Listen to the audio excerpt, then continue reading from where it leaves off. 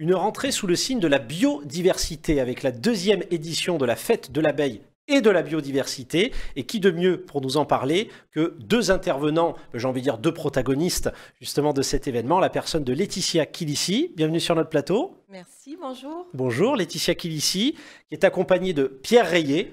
Bonjour. Bien le bonjour. Merci. Alors respectivement, Laetitia, vous êtes chargée de mission développement durable pour la ville de Sifour.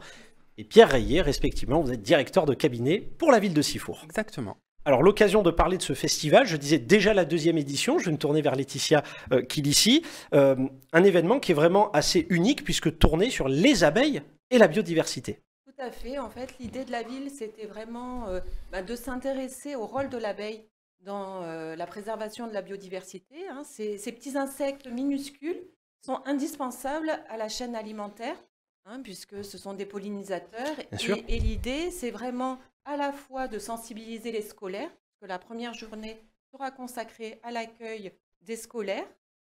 Donc ça se déroulera le 29 septembre, parce que c'est le 29 et le 30. Et le samedi au grand public. Donc à la fois, on apprendra tout sur l'abeille, on apprendra tout sur le métier des apiculteurs qui seront là et qui feront goûter le bon miel de Sifour, qui est unique, et plein d'animations pédagogiques, plein de jeux, puisqu'il faut quand même qu'il y ait un côté ludique, et aussi une nouveauté cette année avec le Jardin des Contes qui viendra nous apaiser, accompagné d'un piano sur des histoires autour de la préservation de l'environnement. Donc c'est quelque chose à ne pas louper. Alors justement, je vous prends au mot Laetitia Kilissi, puisque ça se passe à la Villa Simone, plus précisément dans le jardin de la Villa Simone, donc 8000 m², donc il y a de quoi quand même s'amuser. Alors on le rappelle pour nos téléspectateurs, effectivement des ateliers pour les petits comme pour les grands, des ateliers création de bougies, ruches virtuelles, ruches pédagogiques. Donc, comme vous disiez, c'est l'occasion d'initier un peu à ces métiers autour de l'apiculture. Le miel, alors, vous m'avez devancé, le miel de Sifour, c'est quand même assez exceptionnel. Peut-être que la plupart des téléspectateurs le découvrent. Il y a bien un miel, justement, à Sifour. Et c'est l'occasion, justement, de le mettre en avant, parce qu'il y a des apiculteurs à Sifour aussi. Il y a beaucoup d'apiculteurs quand même. Hein. Ouais. On les voit peut-être pas, mais ils sont bien présents. Alors, il y a des apiculteurs qui sont professionnels, hein, une vingtaine sur Sifour. Il y a aussi beaucoup de particuliers qui ont des ruches. Et il y a aussi la ville qui a des ruches. Et c'est quelque chose d'assez intéressant puisque, en fait, ça nous permet de faire une biosurveillance des polluants, des pesticides autour du captage de pépioles. Le captage de pépioles, c'est là où on a le puits intercommunal qui permet donc d'alimenter une partie du quartier de Sifour. Et du coup, savoir ce qui se passe dans le pain d'abeille, de faire des analyses, des contrôles, ça nous permet de connaître un peu la pollution. Et c'est pas pollué, hein, je vous rassure. Bien sûr. Donc voilà, il y a des contrôles, il y a 3 fois par an des contrôles et c'est très intéressant du coup de voir l'évolution un peu de l'utilisation des pesticides. Donc l'occasion de rappeler à nos téléspectateurs justement cette deuxième édition de la fête de l'abeille et de la biodiversité qui va se passer les 29 et 30 septembre 2023 à la Villa Simone. Et j'ai envie de dire notoire pour son jardin, un espace de 8000 m², excusez-moi, qui a été récemment rénové. C'est pour ça que je me tourne vers Pierre Rayet, le directeur de cabinet, pour nous en dire 2 mots. Exactement. Donc, monsieur le maire a choisi de faire l'acquisition de cette propriété en 2018. Ensuite, on a rénové le jardin. On a encore d'autres projets pour ce jardin et la bâtisse qui est sur place. Cette bâtisse, elle appartenait avant aux anciens exploitants des salins de l'île des Ambiers. D'accord. Donc voilà.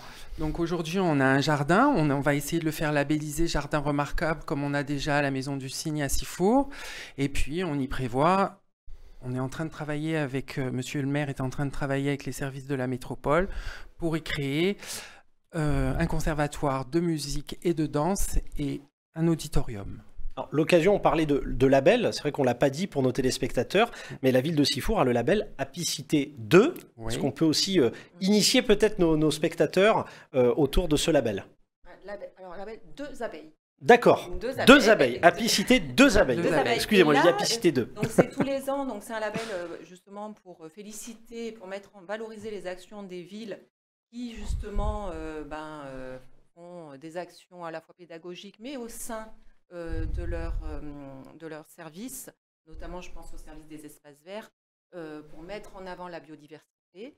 ne plus utiliser de pesticides dans tout ce qui est traitement des espaces verts, de savoir comment on sensibilise les scolaires. Par exemple, là, nous mettons en place, ça va être tout nouveau, au bois de la Coudoulière, un rucher pédagogique avec une dizaine de ruches.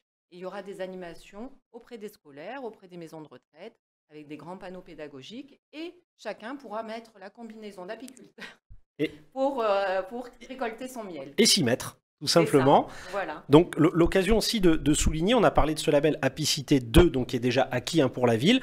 Bientôt, on croise les doigts, le futur label Jardin Remarquable. Exactement. C'est pour bientôt. On espère que ça sera pour les semaines qui arrivent.